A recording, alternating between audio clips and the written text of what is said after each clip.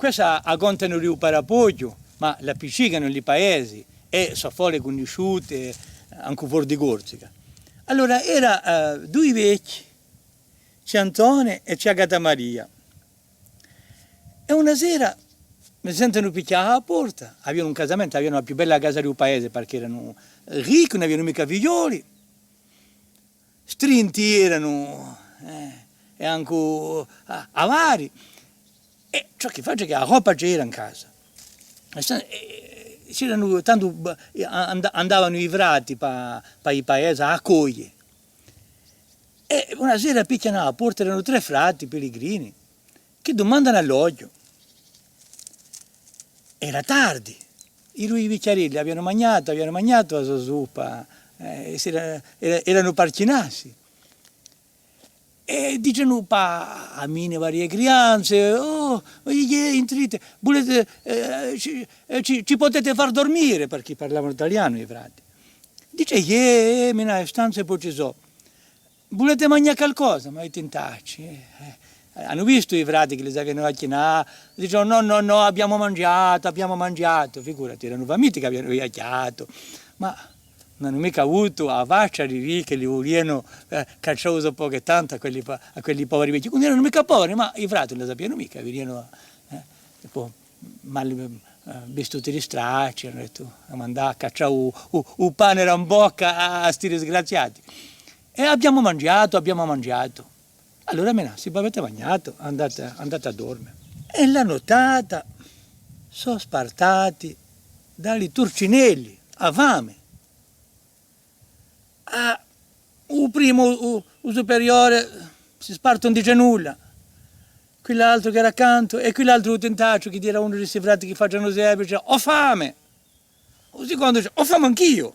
Il superiore, certo, ho fame. Chi femo, confermo?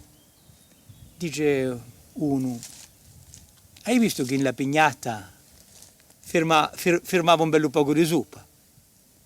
Ma non possiamo. Quella zuppa tanto l'hanno raità i vecchi, e poi non se ne bereranno manco.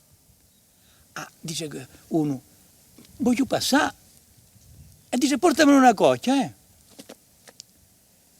E portano una coccia anche a noi, portaci ne signe cocce. E passa quello, piglia, ciota la coccia alla pignata. E l'uvuccio sicuro, perché era un casamento maiolla, aveva muretta. E c'era parecchie stanze. Si sbaglia, voltando. E si sbaglia e entra nella stanza di Antone e dice Agata Maria.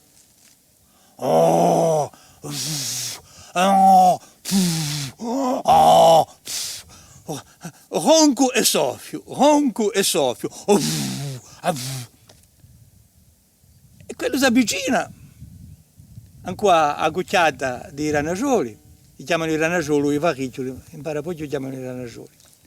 Dice te, e quell'altro, dice un soffiacchi sono gelati.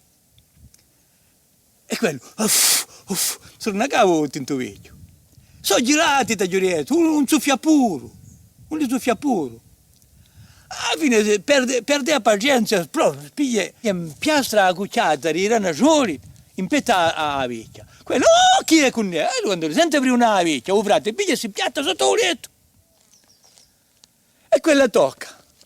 E tocca ai ranasoli. Onto, che hai? Mi sono fatto un petto. E quello giù, a te sì che t'accarano tutte. E che giuravanto? Che voleva?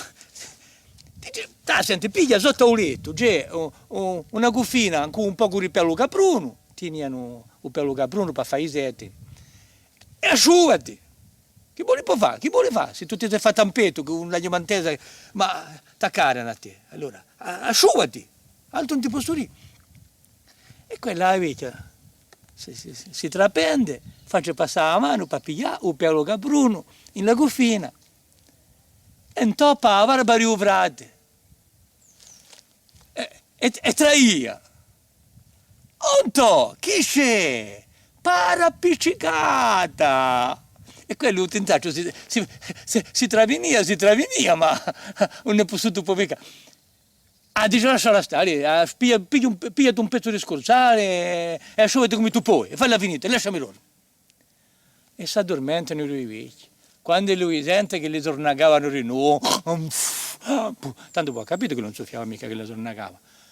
Frate, se ne va cotto, va a chiamare quell'altro. Lei portate i ragioni, lascia i ragioni, che tu, andiamocene. E di notte tempo si vestono e se ne vanno e scappano e poi non c'hanno mai più messo per il parapoggi.